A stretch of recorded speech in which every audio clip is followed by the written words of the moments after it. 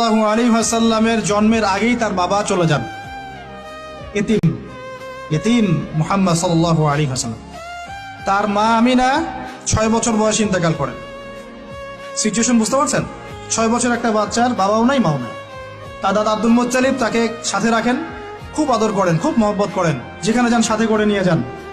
তিনি নেতা মানুষ, তার পাশের চেয়ারে তাকে বসতে দেন, বলেন আমার এই নাতি একদিন সাইয়েদ হবে, নেতা হবে, এই কথা বলেন।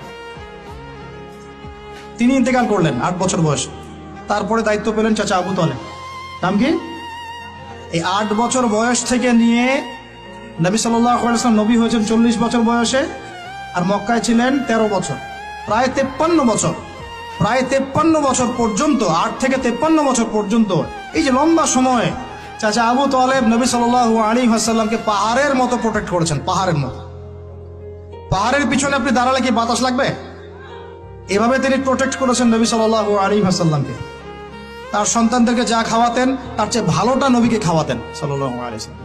স্পেশাল রান্না তৈরি করে তাকে ডেকে নিয়ে বসতেন, কারণ এতিম ছেলে, মনে কষ্ট আছে, হয়তোবা সবার সামনে বলতে পারে না, ব্যাপারটা বুঝেন না?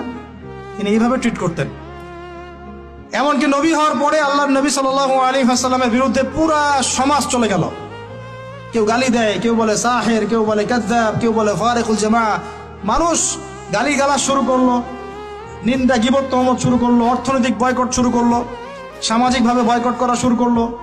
এমন কোনো অত্যাচার নাই যা নবী সাল্লাল্লাহু আলাইহি ওয়াসাল্লামকে করা হয় নাই। বুঝতে পারছেন কথা?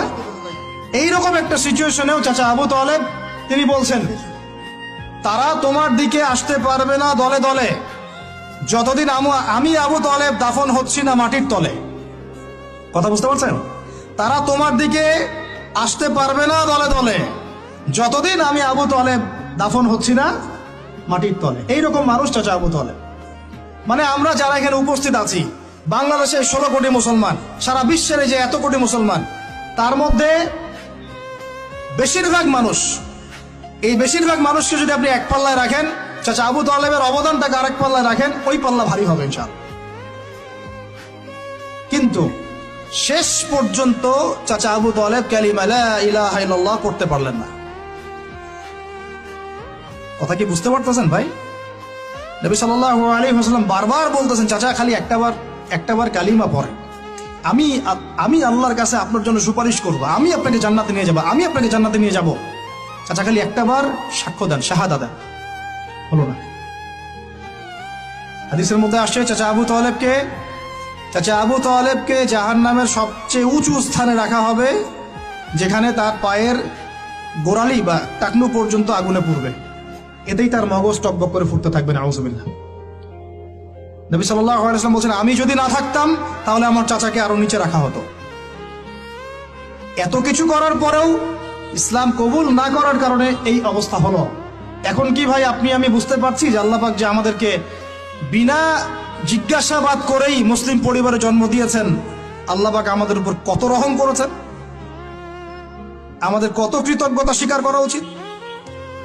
বিশ্বাস করেন, আমাদের যে সকালবেলা টয়লেট হয় না, ওয়াশরুমে যান টয়লেট করেন, আলী ইবনে আবি তালেব রাদিয়াল্লাহু আনহু এরকম বাথরুম থেকে বের হয়ে পেটে হাত দিয়ে বলতেন, মানুষ যদি জানতো এই যে শুধু ক্লিয়ার করে টয়লেট হওয়াটা কত বড় নেয়ামত আল্লাহ পাকের, তাহলেও সারা জীবন সেজদায় পড়ে থাকতো। আমরা এগুলো বুঝি না, শ্বাস নেওয়ার নেয়ামত বুঝি না, পানি পান করছি, পানি আল্লাহ পাক দিয়েছেন, এটা নেয়ামত বুঝি না, গরম পানিতে ওযু করে আসলেন নেয়ামত বুঝি না, সুস্থ আছি নেয়ামত বুঝি না, প্রত্যেকটা অর্গান ভালো আছে শরীরের নেয়ামত বুঝি না, রক্ত চলতেছে নেয়ামত বুঝি না। আমরা আল্লাহ পাকের নেয়ামতই বুঝি না, শুকরিয়া আদায় করি না। আর ওই যে কালিমা লা ইলাহা ইল্লাল্লাহ আল্লাহ পাক পড়ার তৌফিক দিয়ে মুসলিম বানিয়েছেন, এটা তো মোটেই বুঝি না। কত বড় নেয়ামত আল্লাহ দিয়েছেন আর কত ইহসান আল্লাহ করেছেন। এইটা জাস্ট আজকের লেকচার শুনে বুঝে বাসায় চলে যান।